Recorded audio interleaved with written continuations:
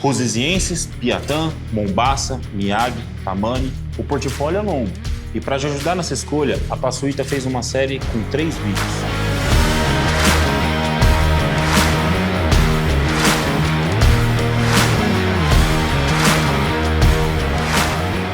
Quando analisamos as áreas agrícolas brasileiras, estamos falando de solos altamente intemperizados. Esses solos, em geral, apresentam baixa fertilidade, devido ao clima tropical, e limitações químicas como elevada acidez, baixa presença de matéria orgânica e baixa disponibilidade de nutrientes. Essas características estão relacionadas ao nosso clima tropical. Elevada temperatura, distribuição irregular de chuvas e condições que aceleram a decomposição da matéria orgânica e perda de nutrientes do solo. Neste cenário, um solo descoberto vem acompanhado de alterações no perfil do solo, compactação superficial e instabilidade estrutural. Além disso, uma elevada diferença de temperatura na superfície que acelera a perda de umidade e diminui a vida microbiologicamente, diminuindo assim a diversidade de organismos microbiológicos responsáveis pela ciclagem de nutrientes, favorecendo a lixiviação e a perda de nutrientes mais móveis, como nitrogênio, potássio e cálcio. Condições que impactam diretamente, principalmente ao que tange ao desenvolvimento radicular da cultura,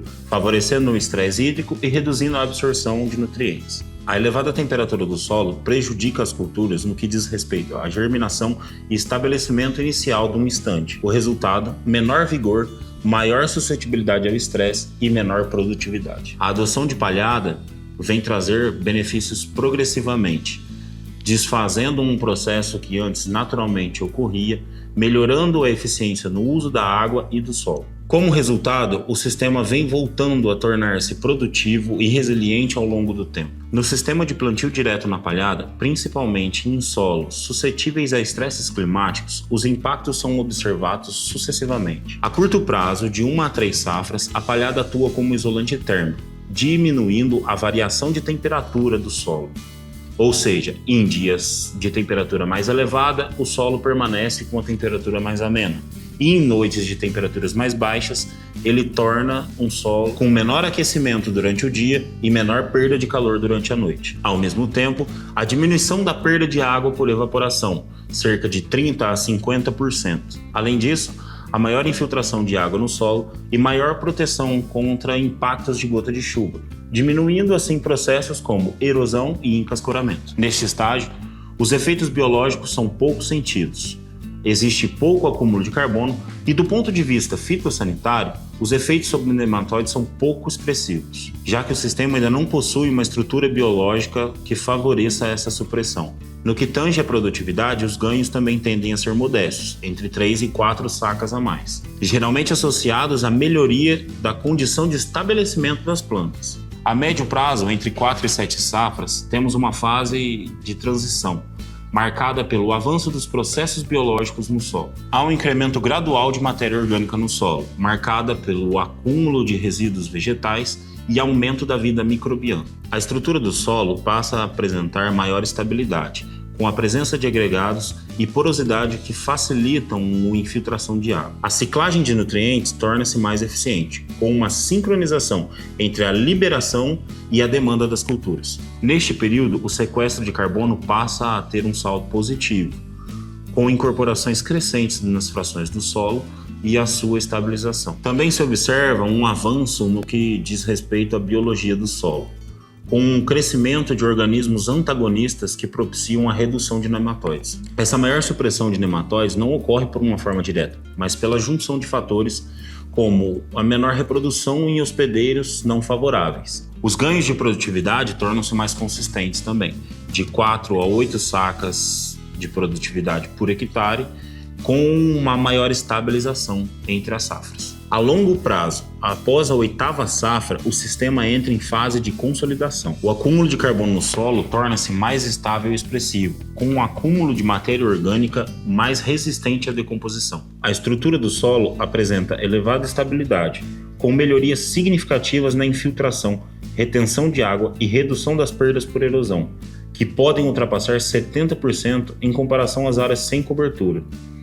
Do ponto de vista biológico, o solo passa a funcionar como um ambiente supressivo, no qual a população de nematóides e outros patógenos tendem a ser naturalmente reguladas. A ciclagem de nutrientes torna-se cada vez mais equilibrada, melhorando assim a eficiência do uso de fertilizantes e dependendo cada vez menos de fontes externas. Esse conjunto de fatores torna o solo mais resiliente frente a variações climáticas, reduzindo os riscos produtivos e aumentando a estabilidade durante os anos. Como resultado, o incremento de produtividade passa a ser mais consistente, podendo atingir até 13 sacas por hectare. Trata-se de um investimento.